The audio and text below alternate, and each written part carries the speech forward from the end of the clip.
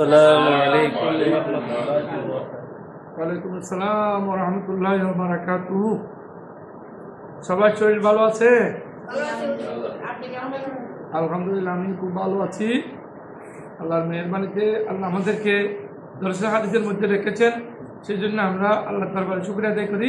আলহামদুলিল্লাহ। আল্লাহুম্মা সাল্লি আলা সাইয়্যিদিনা মাওলানা মুহাম্মাদিন সাল্লাল্লাহু আলাইহি ওয়াসাল্লাম। আউযু বিল্লাহি মিনাশ শাইতানির রাজিম। বিসমিল্লাহির রহমানির রহিম। বাবু যিকরি যুনুবে। এই পরিচ্ছদটি হলো গুনাহ সম্পর্কে, পাপ সম্পর্কে। আমরা জানি মানুষ ভুল করে, তো ভুল করার পরে মাফ চাওয়া, আল্লাহর কাছে ক্ষমা চাওয়া, এইটা হলো করাই হলো ভালো মানুষ। হাদিস শরীফে এসেছে খায়রুল খাত্তাইয়িন, যারা তওবা করে তারাই হলো ভালো মানুষ। এমনকি কেউ গুনাহ করতে করতে একেবারে ভার সমতুল্য করে ফেলছেন, হঠাৎ করে সে যদি তওবা করে আল্লাহ তাআলা তওবা কবুল করবেন। কারণ আমাদের দেশে একটা কথা প্রচলিত আছে যে শেষকালে তওবা করলেও কবুল হয় না, এটা কিন্তু ভুল। হাদিস শরীফে এসেছে মালম ইউগারকে বলছেন হাদিস শরীফে, মানে যতক্ষণ যে মৃত্যুবরণ করে নাই, এই মৃত্যুর আগেও যদি তওবা করে তখন তওবা কবুল হবে। তো এই আশা মানুষের রাখতে হবে। গুনাহ দুই প্রকার, গুনাহ কবিরা, গুনাহ সগীরা। কবিরা গুনার জন্য তওবা করতে হবে আল্লাহর দরবারে, আর সগীরা গুনার জন্য তওবা না করলেও সারে। যেমন চুরি করা, ডাকাতি করা, মদ শরাব পান করা, এগুলো কবিরা গুনাহ। আর সগীরা গুনাহ যেমন হাঁটতে বসতে অনেক সময় হয়, ওগুলো আবার ভালো কাজের কারণে ইন্নাল হাসানাত ইউযহিবনা সাইয়্যাত, ভালো কাজের দ্বারা ছোট ছোট গুণগুলো মাফ হয়ে যায়। তা আমরা ইনশাআল্লাহ আজকে এই যুনুব বা গুনাহ সম্পর্কে আলোচনা করব। বিহি ক্বালা হাদাসানা মুহাম্মদ ইবনে আব্দুল্লাহ ইবনে নুমাইর হাদাসানা ওয়াকিল ওয়াহাবি আনিল আমাশ আন শাফিকিন আন আব্দুল্লাহ ক্বাল কুলনা ইয়া রাসূলুল্লাহ, আমরা একদিন রাসূলের কাছে জিজ্ঞেস করলাম আর নোয়াখাজু বিমা কুলনা না'মালু বিল জাহিলিয়াতে, ইয়া রাসূলুল্লাহ, অন্ধকার যুগে আমরা ভালো মন্দ অনেক কাজ করেছি, এই মন্দ কাজের জন্য আমাদের কি পাকড়াও করা হবে যা আমরা অন্ধকার যুগে করেছিলাম?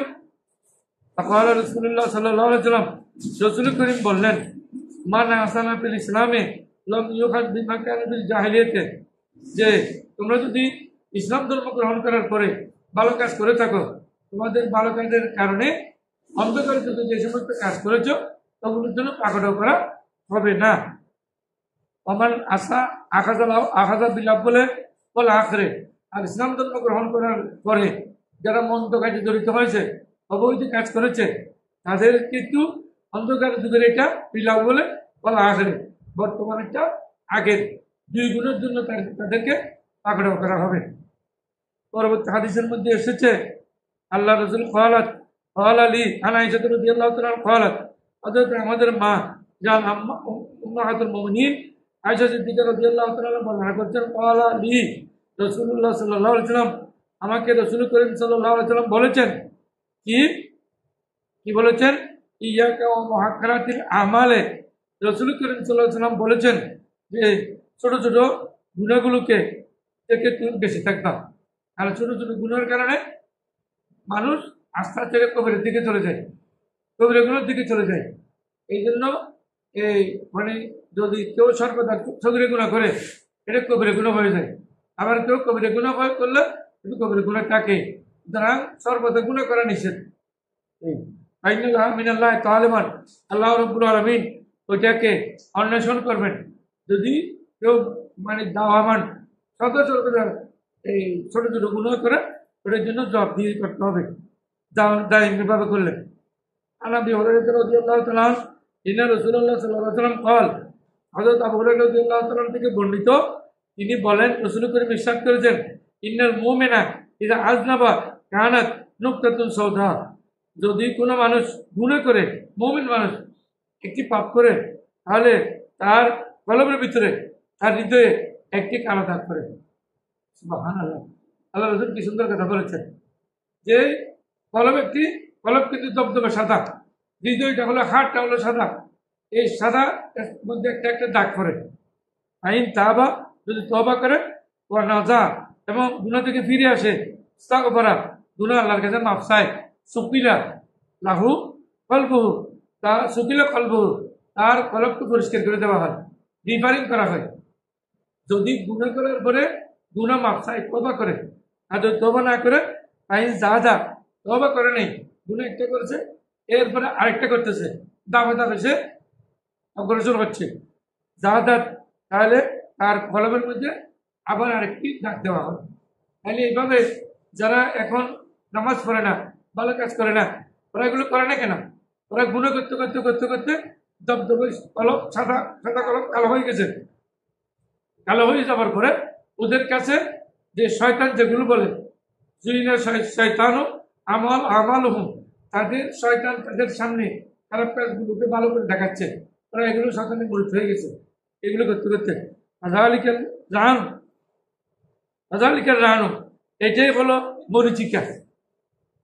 লোহার মধ্যে যেমন জং লাগে, এটাই হলো জং। আল্লাহ তাআলা ফি কিতাবি, যা আল্লাহ রাব্বুল আলামিন তার কিতাব কোরআন মজিদে বলেছেন, আল্লাহ বল রানা নয় নয়, যখন তোমাদের আলা কুলুবিহিম তোমাদের অন্তঃকরণে যখন জং লাগবে, জং মানে অন্তঃকরণে যখন দাগ করবে রেখা করবে, মা কানু ইয়াকসিবুন তারা যে সমস্ত কাজ তাদের কর্মকাণ্ডের কারণে, অর্থাৎ গুনার কারণে যাদের অন্তরে দাগ লাগে ওইটা মাফ হয় না, পরিষ্কার হয় না। এটা পরিষ্কার দুনিয়ার কোনো যন্ত্র দিয়ে পরিষ্কার করা যায় না, বরং এটার একমাত্র যন্ত্র হলো তওবা করা, চোখের পানি ফেলা, আল্লাহ পারে। এই এর পরবর্তী তাহলে এটা অনেক মারাত্মক একটি জিনিস। তাহলে যারা গুনাহ করতেছে সদা সর্বদা বুঝবেন তাদের অন্তর কালো হয়ে গেছে, কলম কালো হয়ে গেছে। আন সোবানা আলী নবী সাল্লাল্লাহু আলাইহি ওয়াসাল্লাম قال হযরত সোবান রাদিয়াল্লাহু তাআলা বর্ণনা করেছেন, লা আলামান্না আকওয়ামান মিন উম্মতি ইয়াতুনা ইয়াউমাল কিয়ামাতে বিহাসানাতিন আমসালা জিবালি তাহামাতা বাইদা।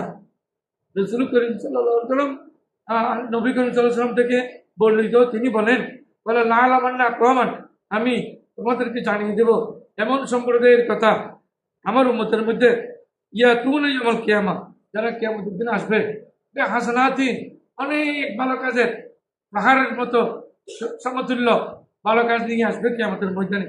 আমসালাত জিবালে তেহামা বাইদা যে সাদা তেহামা পর্বতের মতো। তেহামা এটা হলো মক্কা মদিনার মধ্যখানে একটি পাহাড়ের নাম। ওই পাহাড়ের এখানে মক্কা মদিনা নয়, এই মক্কা শরীফ এবং ইয়েমেনের মধ্যখানে একটি পাহাড়ের নাম তেহামা।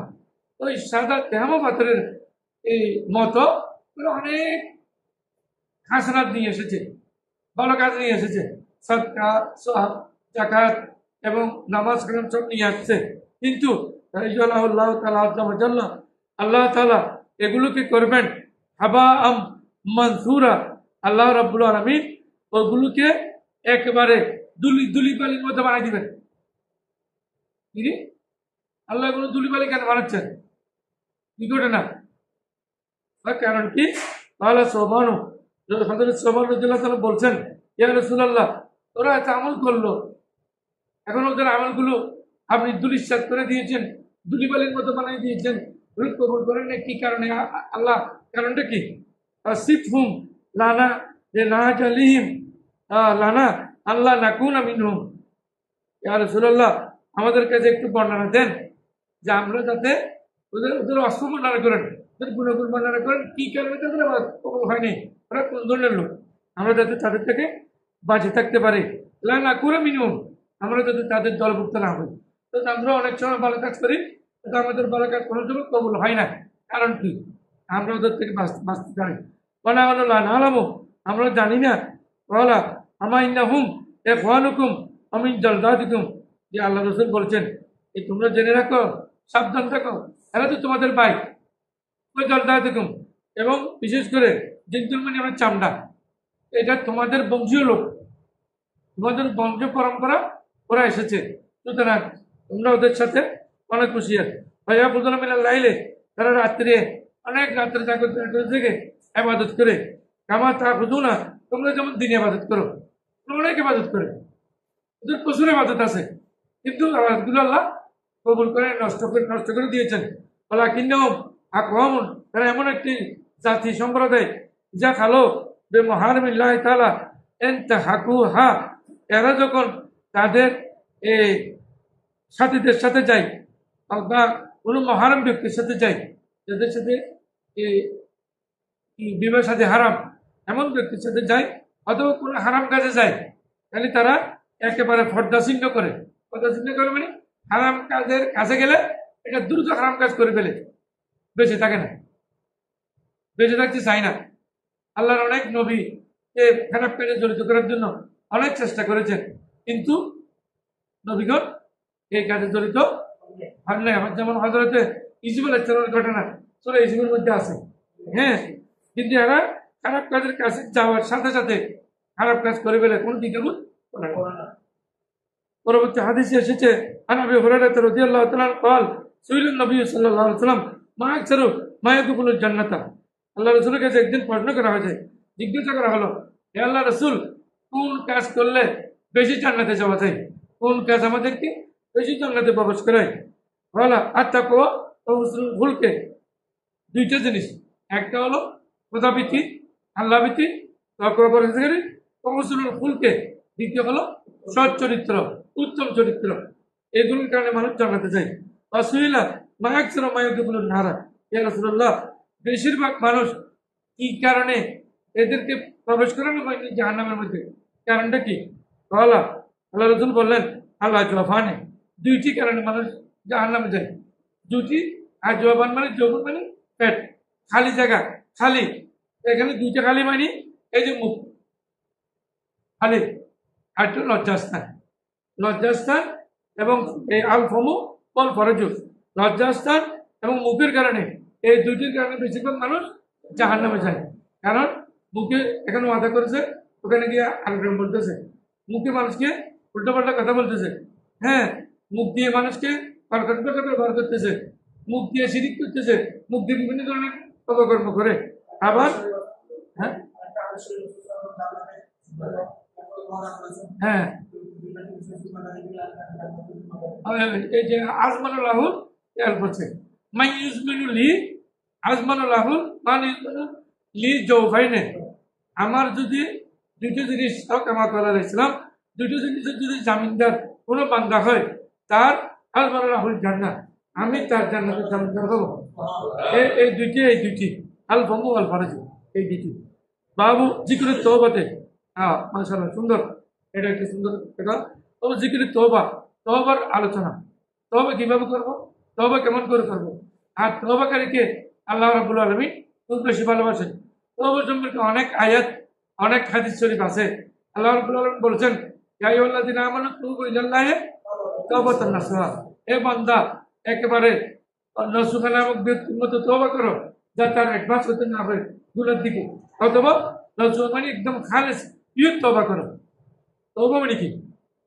তওবা মানে হলো আর রুজু আনিল মাসিয়াতি, খারাপ কাজ থেকে ফিরে যাওয়া এবং ওয়াসগুলো ইবাদতে দিকে মশগুল হওয়া, ইবাদতে মশগুল হয়ে যাওয়া, এটা হলো তওবা। এই তওবা না বলে এটা তো। সুতরাং তওবা সম্পর্কে আমাদের অনেকের জানা আছে, এই জন্য আমি আর তওবার জন্য বেশি কথা বলতে চাই না। আমরা হাদিস শরীফে একটু সামনে যাই। আন আবি হুরায়রা রাদিয়াল্লাহু তাআলা আনিন নবী সাল্লাল্লাহু আলাইহি ওয়াসাল্লাম قال, হযরত আবু হুরায়রা রাদিয়াল্লাহু তাআলা বলেছেন, নবীজি ইরশাদ করেছেন, আল্লাহ আযজা ওয়া জাল্লা, যে নবীজি বলেছেন আল্লাহ তাআলা বলেছেন। এটা কি হাদিস? হাদিস কুদসি শরীফ, মাশাআল্লাহ। হ্যাঁ, মূল বাপ হলো, ভাষা হলো আল্লাহ নবীর, মূল বাপ হলো এইটা। আফরাহু বিতওবাতিন, আল্লাহ তাআলা বলেন আফরাহু বিতওবাতি আহাদিকুম মিনহু, আমি কোন বান্দা তোমাদের থেকে তওবা করলে এত বেশি আনন্দিত হই। তার ফলে তো আনন্দিত হওয়া, আল্লাহ বলেন আমি খুশি হই। কেমন করে, কিভাবে খুশি হয়? একটা এক্সাম্পল দিচ্ছেন, বেদাল্লাতিহি, কোনো মানুষ যদি কিছু হারিয়ে যায়, একজনের হারিয়ে গেছে, ইজা ওয়াজা থাকা, যখন সেটা সেই পায়, অনেক খোঁজাখুঁজির পরে, একজনের সন্তান হারিয়ে গেছে, অনেক খোঁজাখুঁজির পরে এক সপ্তাহ করে পাওয়া গেছে, সেই যেভাবে আনন্দিত হয়, আল্লাহ বলেন আমি সেভাবে আনন্দিত হয়। এটা তওবার প্রতি আল্লাহ রাব্বুল আলামিন মানুষকে উৎসাহ দান করেছেন। এর পরবর্তী হাদিসে عن ابي هريره رضي الله عنه النبي صلى الله عليه وسلم قال لو اخطأتم حتى تبلغ حتى يقوم السماء الله اكبر নবীজির থেকে ইরশাদ করেছেন লাউ আখতাতুম যদি তোমরা খাতা করো কসুর করো অপরাধ করো গুনাহ করো হাত্তা তাবলুগা হাত্তা ইয়াকুম আস-সামা তোমাদের গুনাহ আসমান পরিমাণ চলে গেছে মানে আসমান পরিমাণ খালি জায়গা পুড়ে গেছে এত বেশি গুনাহের বান্দা তাহলে তোমরা তুবতুম এরপর তওবা করেছো লা তাব আলাইকুম আল্লাহ কত দয়ালু কবুর রাহিম সুবহানাল্লাহ আল্লাহ বলেন তখন আমি গুনাহ কবুল করব যেমন আমরা জানি যে মিশকাত শরীফ আছে হাদিস শরীফ এটা একজন লোক 99 জন মানুষ শহীদ করেছেন তারা 39 ইনসানাত হাদিস শরীফ এটা বাবুল ইস্তিগফার বলতে তওবা ওয়াল ইস্তিগফার আছে 99 জন হত্যা করার পরে একজনের কাছে বলছেন হুজুর আর লোকের কাছে বলছেন আমি একটু তওবা করতে চাচ্ছি তো তুমি কে পরিচিত আমি এমন এক সন্ত্রাসী যে আমি 99 জন মানুষকে হত্যা করেছি সে বলছে তোমার কোনো তওবা কবুল হবে না এর কাছে তলোয়ার ছিল সাথে সাথে একে মেরে দিয়েছে কয়জন 100 জন সেঞ্চুরি না সেঞ্চুরি করলো সে হত্যা করে এখন সেঞ্চুরি করার পরে এ আবার সামনের দিকে যাচ্ছে যেতে আল্লাহর এক সন্ধান পেয়েছে একজন নেককার বান্দার সন্ধান পেয়েছে ওখানে যাচ্ছে কারণ হঠাৎ করে তার মৃত্যু হয়েছে গেল সে মৃত্যুবরণ করলো এখন জাহান্নামের ফেরেশতা পুলিশও টানে আবার জান্নাতের আর্মিও টানে এখন আর্মির এখানে যাবে নাকি পুলিশ ড্রাইভার এখানে যাবে জাহান্নামের দিকে নিবে ড্রাইভার আর আর্মি নিচ্ছে জান্নাতের দিকে কোন দিকে যাবে এখন দুইজন যখন টানাটানি করতেছে দুই দলে আল্লাহ ফয়সালা দিলেন এই বান্দা এই ফেরেশতারা তোমরা একটু মাপ দাও যেখান থেকে বের হয়েছে এখান থেকে যেখানে যে মারা গেছে ওটা কত দূর হয় আর যেখানে মারা গেছে সেখান থেকে আল্লাহর ওলি আল্লাহর বন্ধুর বাড়ি কত দূর হয় যদি দেখা যায় আর যেখানে মারা গেছে সেখান থেকে আল্লাহর বন্ধুর বাড়িটা একদম কাছে নিকটবর্তী তখন বলছে এই আরবিরা তোমরা একে জান্নাতে নিয়ে যাও